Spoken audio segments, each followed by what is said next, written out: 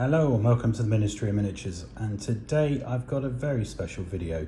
We have been sent some resin tanks by 3D Printing Valley.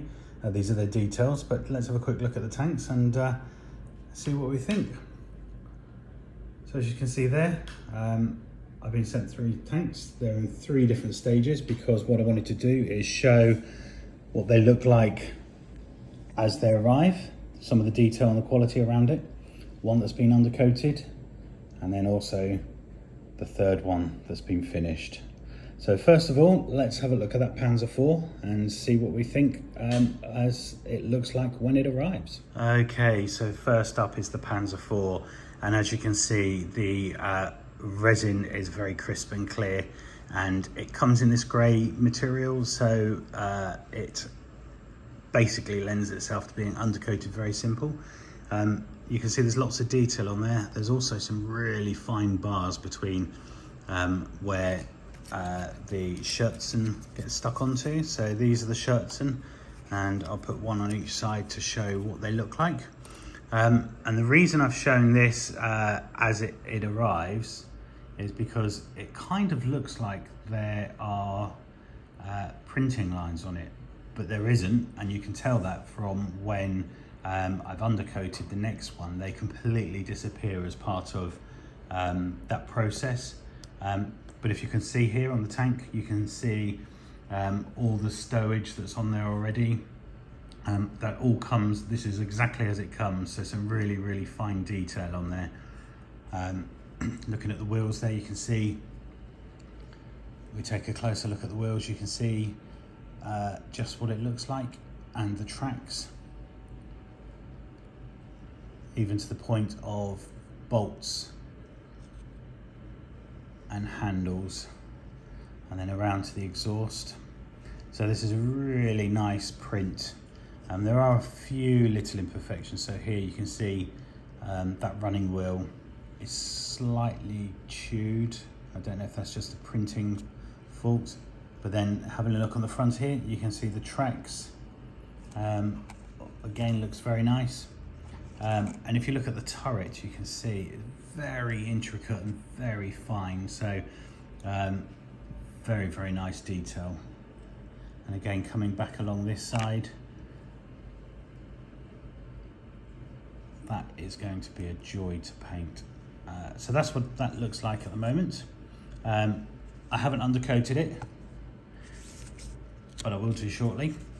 And then you can see these are the shirts, and so there's 2 sides to it. That's the panel, and then on this side you've got these little bars that attach onto the side here to make it easier to stick on. So actually they've come separate, so I can paint these up. I can detach bits if I want and do all the detailing on the tank itself before I then attach these onto the tank for the part of the shirts.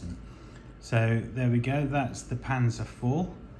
Very impressed, I really like that. I can't wait to paint it up, and I'm probably going to do this one in the winter theme because I want, with the release of version 3 of Bolt Action, I want this to be part of my winter army. I've already got the winter army, but this will be a really nice addition to when I get my winter Fallschirmjäger. So there we go, that's the start, and that is the Panzer IV. Okay, next up is the Panzer Wefer. As you see here, the Panzer Wefer42. Again, some really, really good detail. What I've done this time is I've just undercoated it with a German sort of beige brown ready for the undercoat. And all of those mold lines have gone. So you can see the rivets and the detail much clearer. And again, I'm really looking forward to painting this. You've got all the rivets across the side. You can see there's a pickaxe, a shovel, the hatches, all looks really, really crisp and clear, which is very, very nice. Looking forward to this. As you see on the top there, there's also an MG medium machine gun, MG42, and also the multiple rocket launcher. And the multiple rocket launcher does come off, so it's really easy to attach and take off again. So that'd make that easy to weather, and that just goes straight back on top, and that then allows your rockets to alter the direction. But there we go, that's a very, very nice model. And as I say, once it's been undercoated like it has, it just removes all of those mold lines and make it, it's gonna make it a very nice model. I'm gonna put some stowage on it just to make it look used. But again, I might actually winter this up so it's ready for the Fallschirmjäger Army and the release of Bolt Action 3. So next up, let's have a look at the Hummel. Okay, lastly, this is the Hummel. As you can see, it's been painted.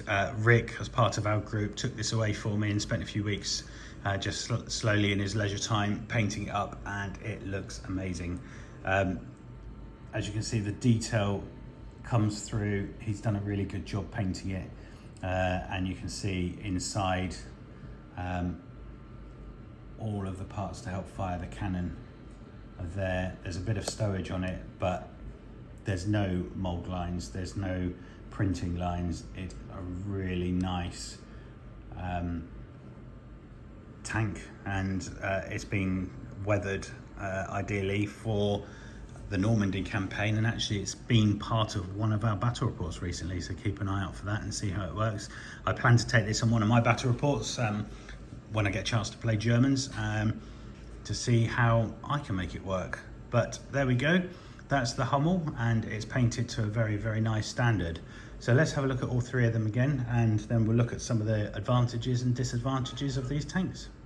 Okay, there we go. There's the three tanks that 3D Printing Valley have sent me very kindly. Rick and I have had a good conversation about these. As I say, he painted up the Hummel. I'm going to paint up the other two tanks.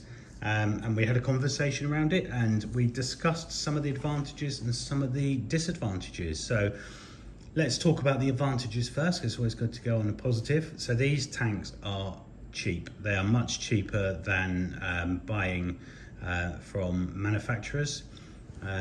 Probably about half the price if you can get them in a bit of a sale. Sometimes on eBay they do have them cheaper. Check out their eBay site on here. But yeah, you can get some really reasonable priced tanks for probably about half the price of normal tanks. Secondly, they do look amazing. There are no print lines.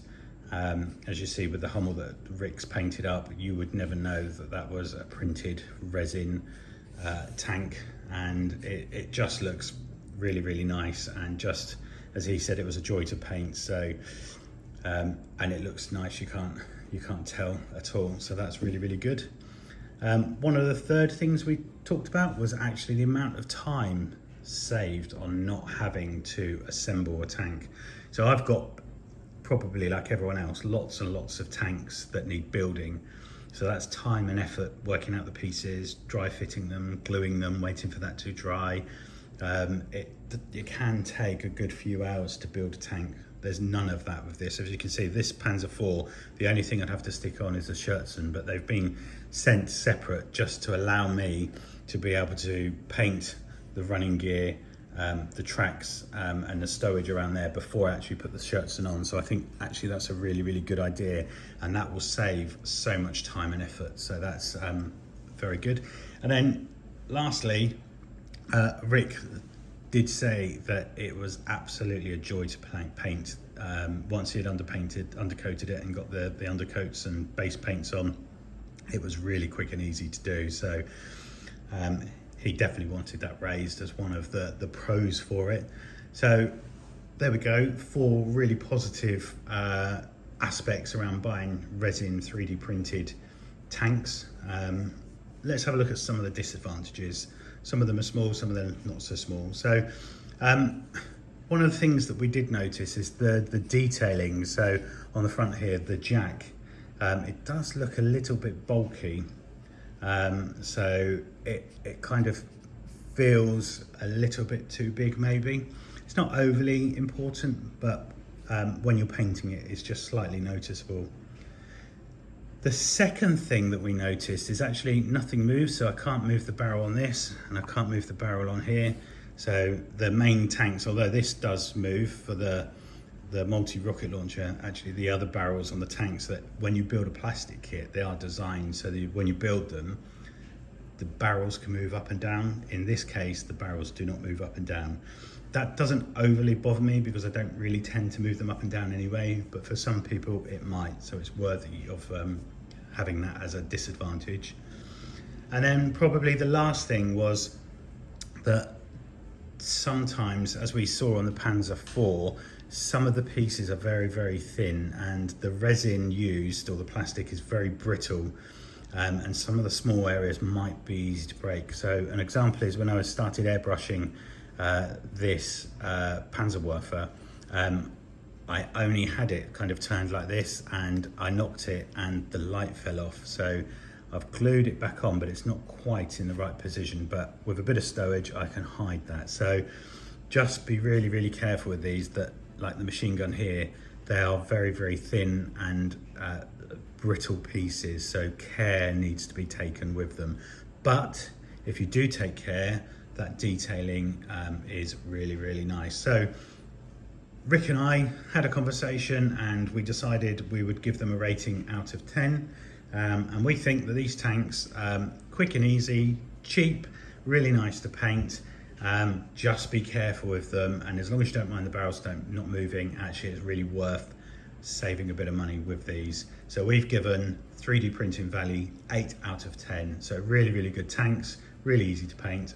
And if you want to check out their eBay link, have a look in the details below and let them know we've sent you over. Hope you enjoyed looking at these tanks. Hopefully you'll see them on the table very, very soon. The Hummel's already been in a battle report. The others will be coming to a battle report soon. So thank you for your time, take care, and see you all again soon.